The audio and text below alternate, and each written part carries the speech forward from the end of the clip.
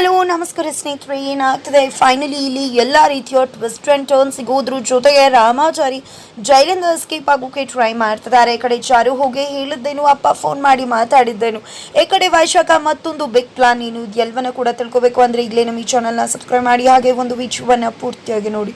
ಇಲ್ಲಿ ರಾಮಾಚಾರಿ ನಾನು ನಾಳೆ ಹೋಗ್ಬಿಡ್ತೀನಿ ಅಂತ ಹೇಳ್ತಿದ್ರೆ, ಖಂಡಿತ ನಿನ್ನಂತ ಒಬ್ಬ ಒಳ್ಳೆ ಮನುಷ್ಯನ ನಾನು ನೋಡಿದ್ದೆ ಹೆಚ್ಚು, ಇಂಥ ಅಪರಾಧಿಗಳಿರೋ ಜಾಗದಲ್ಲಿ ಒಬ್ಬ ನಿರಪರಾಧಿನ ನೋಡಿದೆ, ಮಾನವೀಯತೆ ಅನ್ನೋದು ನಿನ್ನಲ್ಲಿ ತುಂಬಾನೇ ಇದೆ ಅಂತ ಹೇಳ್ತಿದ್ದಾರೆ.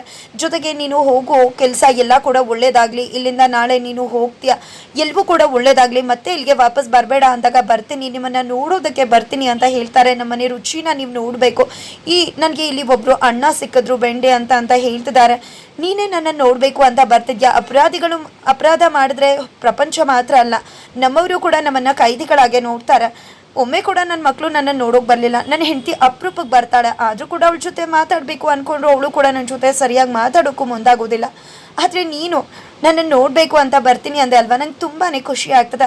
ನಿನ್ನಂಥ ಒಳ್ಳೆಯವನಿಗೆ ಖಂಡಿತ ಒಳ್ಳೆಯದೇ ಆಗತ್ತೆ. ಇಲ್ಲಿ ಯಾವುದೇ ರೀತಿ ತೊಂದರೆ ಆಗದೆ ನೀನು ಹಾಸ್ಪಿಟಲ್ಗೆ ಸೇರುವಾಗ ಆಗಲಿ ಅಂತ ಕೇಳ್ಕೊತಾರೆ. ಖಂಡಿತ ನಾಳೆ ನಾನು ಹಾಸ್ಪಿಟಲ್ಗೆ ಹೋದರೆ ಅಲ್ಲಿಂದ ನನ್ನ ಹೆಂಡತಿ ನನ್ನ ಕಿಡ್ನಾಪ್ ಮಾಡಿಸ್ತಾರೆ, ಅಲ್ಲಿಂದ ಎಲ್ಲವೂ ಕೂಡ ನಂತರ ಸರಿ ಹೋಗುತ್ತೆ. ನಮ್ಮನ್ನು ಯಾರು ಈ ರೀತಿ ಮಾಡಿದ್ರು ಅನ್ನೋದನ್ನು ಕಂಡು ಹಿಡಿದು ಮತ್ತೆ ಈ ಜೈಲಿಗೆ ತಂದು ನಾವು ಎಲ್ಲರನ್ನೂ ಕೂಡ ಹಾಕ್ತೀವಿ, ನಾನು ಮತ್ತು ನನ್ನ ಹೆಂಡತಿ ಸೇರಿಕೊಂಡು ಅಂತ ಹೇಳ್ತಿದ್ದಾನೆ.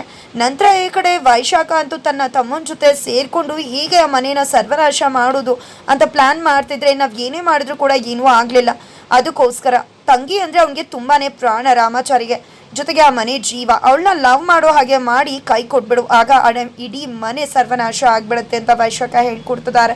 ನಂತರ ಈ ಕಡೆ ಅಪ್ಪ ಚಾರುಗೆ ಕಾಲ್ ಮಾಡ್ತಾರೆ. ಚಾರುಗೆ ಕಾಲ್ ಮಾಡಿ, ನೋಡಮ್ಮ ನೀನು ಪೂಜೆ ಮಾಡಿದ್ರಿಂದ ನಮ್ಮನೆಗೆ ತುಂಬಾ ಒಳ್ಳೇದಾಯಿತು, ತುಂಬಾ ಕ್ರಿಟಿಕಲ್ ಇದ್ದದ ಎಲ್ಲ ಪ್ರಾಬ್ಲಮ್ಸ್ ಕೂಡ ಸಾಲ್ವ್ ಆಯಿತು ಅಂತ ಖುಷಿಯಿಂದ ಹೇಳ್ಕೊತಿದ್ದಾರೆ.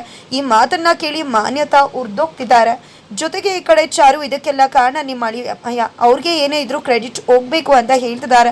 ಜೊತೆಗೆ ಇಲ್ಲಿ ಕೇಕೆ ಎಲ್ಲ ಸತ್ಯನ ಕೊಡೋ ಚಾರು ಮುಂದೆ ಹೇಳಬೇಕು ಅಂತ ರೆಡಿಯಾಗಿ ನಿಂತ್ಕೋತಾನೆ. ನೀವೇ ಸರಿಯಾದ ಪರ್ಸನ್, ನಾನು ನನ್ನಲ್ಲಿ ಇರೋತಕ್ಕಂಥ ಸಾಕಷ್ಟು ಗುಟ್ಟುಗಳನ್ನ ನಿಮ್ಮ ಮುಂದೆ ಹೇಳ್ಕೋಬೇಕು ಅಂತಿದ್ದೀನಿ ಅಂತ. ಬಟ್ ಅಲ್ಲೂ ಕೂಡ ಅವಕಾಶ ಸಿಗೋದೇ ಇಲ್ಲ, ಕೇಕೆ ಸತ್ಯ ಹೇಳೋಕೆ ಆಗೋದೇ ಇಲ್ಲ. ಈ ಕಡೆ ಮನೇಲಿ ಎಲ್ರಿಗೂ ಕೂಡ ಕೃಷ್ಣ ಬದುಕಿದ್ದಾನೆ ಅನ್ನೋ ವಿಷಯ ಗೊತ್ತಾಗುತ್ತೆ, ಎಲ್ಲರೂ ಕೂಡ ಸಂಭ್ರಮದಲ್ಲಿದ್ದಾರೆ, ನಮ್ಮ ಮಗ ಮನೆಗೆ ಬರ್ತಾನೆ ಅಂತ. ಈ ಕಡೆ ಚಾರು ರಾಮಾಚಾರಿನ ಭೇಟಿ ಮಾಡಿದ್ದಾರೆ.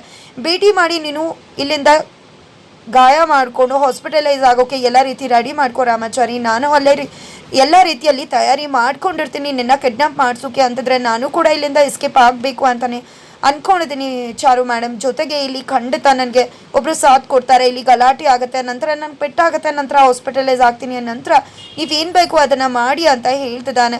ಈ ಕಡೆ ಗಂಡ ಹೆಂಡತಿ ಇಬ್ಬರು ಕೂಡ ಸೇರಿಕೊಂಡು ಇದಕ್ಕೆಲ್ಲ ಕಾರಣ ಯಾರು ಅನ್ನೋದನ್ನು ಸಿದ್ಧವಾಗಿ ನಿಂತು ತಿಳ್ಕೊಳ್ಳೇಬೇಕು ಅಂತ ಪ್ರಯತ್ನ ಮಾಡ್ತಿದ್ದಾರೆ. ಅದಕ್ಕೆ ಇಲ್ಲಿ ಸರಿಯಾದಂತಹ ಪರಿಸ್ಥಿತಿ ಕ್ರಿಯೇಟ್ ಆಗುತ್ತಾ, ಅಥವಾ ರೌಡಿ ರಾಮಾಚಾರಿಗೆ ಹೊಡೆಯೋ ನೆಪದಲ್ಲಿ ನಿಜವಾಗಿ ಸಾಯೋ ರೀತಿ ಹೊಡೆದು ನಿಜವಾಗ್ಲಿ ಸಾವು ಬದುಕಿನ ನಡುವೆ ಹೋರಾಡ್ತಕ್ಕಂಥ ಪರಿಸ್ಥಿತಿ ರಾಮಾಚಾರಿಗೆ ಬಂದು ಬಿಡುತ್ತಾ, ಏನೆಲ್ಲ ಆಗ್ಬೋದು, ಏನಾಗುತ್ತೆ ತಿಳ್ಕೊಬೇಕು ಅಂದರೆ ಈಗಲೇ ನಮ್ಮ ಈ ಚಾನಲ್ನ ಸಬ್ಸ್ಕ್ರೈಬ್ ಮಾಡಿ. ಮುಂದಿನ ವಿಡಿಯೋಗೋಸ್ಕರ ವೇಟ್ ಮಾಡೋದನ್ನು ಮರಿಬೇಡಿ.